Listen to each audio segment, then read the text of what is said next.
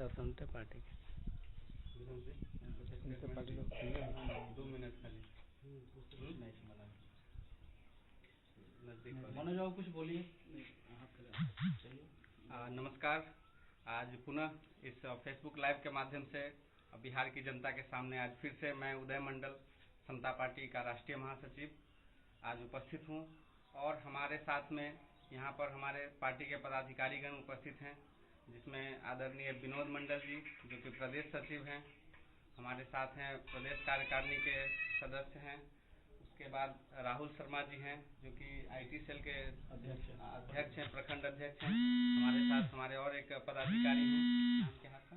राजेश कुमार जी, और गणेश जी हैं हमारे साथ जो कि आईटी सेल के जिला उपाध्यक्ष जी हैं, राहुल मंडल जी हैं झंझारपुर आईटी सेल झंझारपुर के आईटी सेल अध्यक्ष। तो आज हम लोगों ने हमारे तमाम कार्यकर्ता जो भी आज डिसाइड किए हैं कि बिहार में काफ़ी दिनों से राजनीति गर्मा गर्मी चल रही है।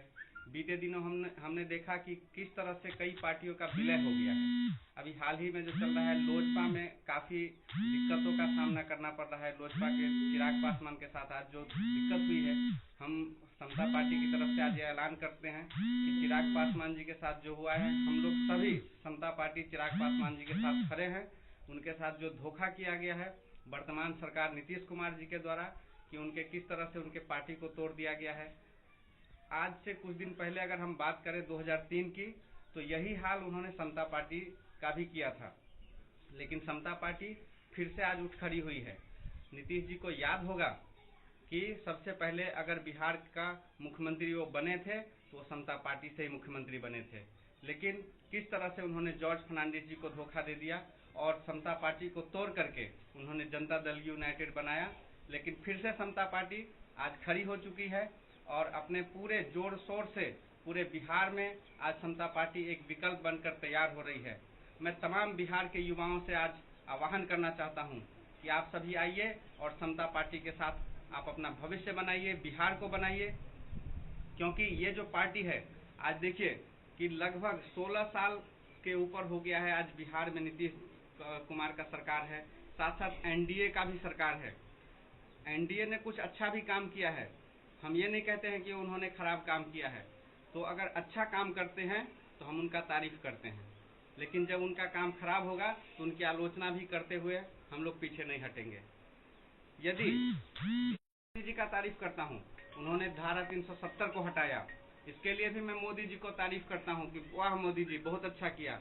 लेकिन आज पूरे देश में महंगाई चरम पर है, तो इसके लिए मैं किसका आलोचना करूं? मैं किसी अन्य पार्टी का या विदेशी पार्टी का तो आलोचना नहीं कर सकता हूं। तो इसके लिए भी जिम्मेदार आज मोदी जी हैं। आज पूरे देश में जब देखिए कि हमारा टैक्स कोड लागू है, एक देश एक कानून, यानी जीएसटी, जो कि एक देश एक टैक्स होता है, हर चीज में जीएसटी लागू है। जीएसटी इसी मकसद से लाया गया था ताकि भारत की जनता, बिहार की जनता को, सभी पूरे हमारे देश में जितने भी जनता है उनको फायदा पहुंच सके। तो मैं ये पूछना चाहता हूं कि जब हर चीज जीएसटी के दायरे में है तो डीजल और पेट्रोल जीएसटी के दायरे से बाहर क्यों है? मैं ये पूछना चाहता हूं। आज देखिए कि यहाँ पर बिहार में, बिहार ही में नहीं पूरे देश में आज पेट्रोल लगभग 105 के आसपास चल रहा है। आज 100 रुपया अगर आप ले करके जाते हैं तो आपके गाड़ी में 1 लीटर पेट्रोल भी नहीं आता है। तो हमारे बहुत सारे मित्र हैं जो हमें सुझाव भी देते हैं कि केवल पेट्रोल डीजल के बढ़ने से क्या हो गया। केवल पेट्रोल डीजल के बढ़ने से कुछ नहीं होता है, पूरी महंगाई पेट्रोल और डीजल के ऊपर डिपेंड करती है, क्योंकि डीजल और पेट्रोल यदि महंगा होगा तो ट्रांसपोर्टेशन चार्ज बढ़ेगा। आज आप देखिए सुई से लेके हवाई जहाज तक कुछ भी आप सामान खरीदिए, हर चीज एक जगह से दूसरे जगह ट्रांसपोर्टेशन के थ्रू ही जाता है और उसमें फ्यूल लगता ही लगता है। वो सारे ट्रांसपोर्टेशन डीजल और पेट्रोल पर ही आधारित होते हैं। यदि डीजल और पेट्रोल का दाम इतना महंगा हो जाएगा तो हर चीज महंगी हो जाएगी। हर चीज पे देखिए आज कितना महंगा हो गया है। आप हमारे बाजू वाले देश नेपाल को देखिए, वो भारत से ही पेट्रोल खरीदता है, हमसे ही पेट्रोल खरीदता है और वो अपने देश में लगभग 70 रुपए के आसपास पेट्रोल बेचता है। आज से कुछ साल पहले 2014 से पहले की अगर हम बात करते हैं तो यहाँ पर 70 रुपये से पेट्रोल ज्यादा हुआ था, तो बीजेपी ही हाई तवा मचा करके रखी हुई थी। लेकिन जब आज पेट्रोल का दाम इतना ज्यादा हो गया है तो मैं पूछना चाहता हूँ कि बीजेपी के वो नेता जो उस समय रोड पे प्रदर्शन कर रहे थे आज कहाँ हैं? मैं ये पूछना चाहता हूँ। अगर आप महंगाई कम नहीं कर सकते हैं तो आपको सत्ता में बैठने का कोई हक नहीं है। आप देखिए, गरीब जनता यहाँ पर, एक तो कोरोना महामारी के कारण सभी की जेब खाली है। कोरोना महामारी ने अगर सबसे ज्यादा किसी को नुकसान पहुंचाया है तो वो निचले तबके के लोग हैं, क्योंकि जो अमीर लोग हैं, जो करोड़पति लोग हैं, अरबपति लोग हैं, उनको कोई फर्क नहीं पड़ा है। जितने भी सांसद और विधायक आज देखिए वो लोग बैठ करके मलाई खा रहे हैं। अगर सबसे ज्यादा कोरोना महामारी में नुकसान हुआ है तो वो जनता का नुकसान हुआ है और वो देश की गरीब जनता का नुकसान हुआ है। आज उनके पास जॉब नहीं है। जो लोग बिहार के लोग दूसरे राज्यों में, अदर स्टेट में नौकरी पेशा कर रहे थे, उनको वहां से भगा दिया गया है, क्योंकि उस समय जब कोरोना महामारी चरम पे था तो उस समय ना तो उस राज्य की सरकार बिहार की उस जनता की जिम्मेदारी उठाने के लिए तैयार थी और ना ही इस राज्य की हमारे नीतीश कुमार जी उनकी जिम्मेदारी उठाने के लिए तैयार थे। तो इतने दिक्कतों के बाद भी अब देखिए कि महंगाई कितनी चरम पर है। बिहार में जो एक मुख्य खाने पीने में इस्तेमाल किया जाता है सरसों का तेल, जो लगभग 200 रुपए किलो तक चला गया था। आज मैं ये पूछना चाहता हूँ कि आप इतनी महंगाई बढ़ा करके क्या करना चाह रहे हैं, क्या साबित करना चाह रहे हैं? मैं आज ये पूछना चाहता हूँ आपसे। आज पूरे बिहार की जनता आपसे पूछना चाह रही है कि आप क्या कर रहे हैं। अभी हाल ही में, अभी भी मैं बात कर रहा हूँ पटना में एस्टेट जो है हमारे शिक्षक अभ्यर्थियों का, वहाँ पर जो है अभी भी प्रदर्शन चल रहा है। अभी वर्तमान में भी प्रदर्शन चल रहा है पटना में। तो इतने शिक्षक अभ्यर्थी, उसमें भी धांधली की गई है सरकार के द्वारा। तो मैं पूछना चाहता हूँ कि आप इतना धांधली क्यों कर रहे हैं?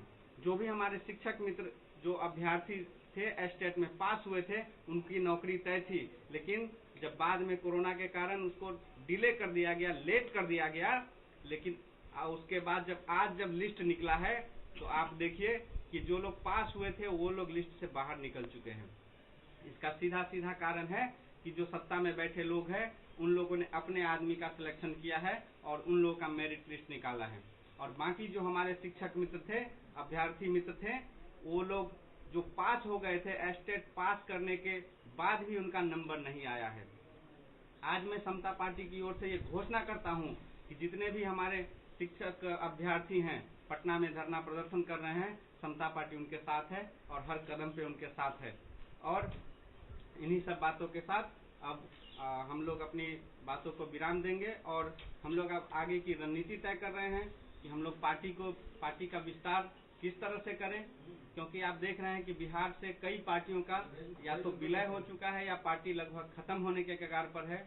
आप देखिए चुनाव के समय तकरीबन सैकड़ों पार्टियां यहाँ पर आ करके सब लोग जो है मुख्यमंत्री का दावा कर रहे थे, तो कोई इस मंत्री का दावा कर रहे थे, लेकिन आज जब महंगाई चरम पर है तो सरकार के विरोध में आज कोई पार्टी खड़ी नहीं है। जो बड़ी पार्टी है वो तो है, लेकिन जितने भी छोटी पार्टी सब थी आज कोई नजर नहीं आ रही है।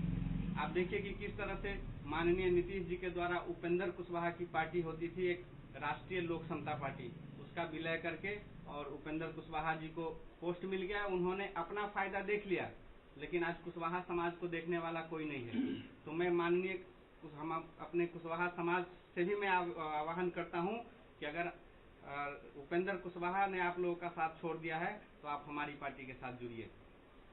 एक समय बिहार में लवकुश समीकरण की बात करते हैं, अभी भी लवकुश समीकरण की बात करते हैं हमारे माननीय नीतीश कुमार जी, जिसमें मुख्य रूप से कुर्मी और कुशवाहा को जगह दिया जाता है। लेकिन नीतीश जी, आप धानुक समाज को कहाँ भूल जाते हैं? धानुक समाज के साथ साथ अति पिछड़ा समाज को आप कहाँ भूल जाते हैं? सभी ने आपको वोट दिया है, सभी ने आपको मुख्यमंत्री बनाया है, केवल 2 समाज ने आपको मुख्यमंत्री नहीं बनाया है। आप जितने भी अति पिछड़ा समाज और जितने भी आपको वोट दिया है उन लोगों को आप कहाँ छोड़ देते हैं? मैं आज ये पूछना चाहता हूँ आपसे। तो माननीय कुशवाहा भाइयों से भी मैं आज निवेदन करता हूँ कि राष्ट्रीय लोक समता पार्टी ने भले ही आपका साथ छोड़ दिया हो, समता पार्टी आपके साथ है और आप के लिए हमेशा तैयार रहे। आप लोग समता पार्टी से जुड़िए। आज देखिए किस तरह से बिहार में जब कोई भी दिक्कत होता था तो पप्पू यादव जो है सेवा कार्य के लिए जाने जाते हैं। आज उनको राजनीतिक साजिश के तहत जेल में डाल दिया गया है और अब उनका लगता है, इस तरह से लग रहा है कि उनका राजनीतिक करियर खत्म करने के लिए सरकार तुल गई है। तो पप्पू यादव जी को भी जल्दी से जल्दी रिहा करने की मांग हमारी समता पार्टी के द्वारा आज हम ये घोषणा करते हैं कि सरकार से कि सरकार जल्द से जल्द उनको झूठे मुकदमों से बरी करे और उनको जल्द से जल्द बिहार में उनको लाए, जेल से बाहर उनको छोड़े। आज यहाँ पर हमारे जितने भी कार्यकर्तागण, हमारे पदाधिकारीगण आज उपस्थित हैं और साथ साथ इस फेसबुक लाइव के माध्यम से हमारे जितने भी समता पार्टी के कार्यकर्ता, पदाधिकारी और बिहार की तमाम जनता जो आज लाइव के माध्यम से देख रही है, मैं उन सबको एक बार फिर से हाथ जोड़ के निवेदन करता हूं कि दोस्तों आप सभी राजनीति पार्टी से जुड़िए, हमारे समता पार्टी से जुड़िए। आप पार्टी से जुड़ेंगे नहीं, राजनीति से जुड़ेंगे नहीं तो राजनीति का इसी तरह से शिकार होते रहेंगे और कोई भी आपके लिए आवाज उठाने वाला नहीं होगा। इसी के साथ मैं अपनी वाणी को विराम देता हूं। जय हिंद, जय भारत। समता पार्टी जिंदाबाद, समता पार्टी जिंदाबाद। जॉर्ज फर्नांडिस जिंदाबाद, जॉर्ज फर्नांडिस, ब्रह्मानंद मंडल, उदय मंडल जिंदाबाद, उदय मंडल जिंदाबाद, उदय मंडल, समता पार्टी, समता पार्टी।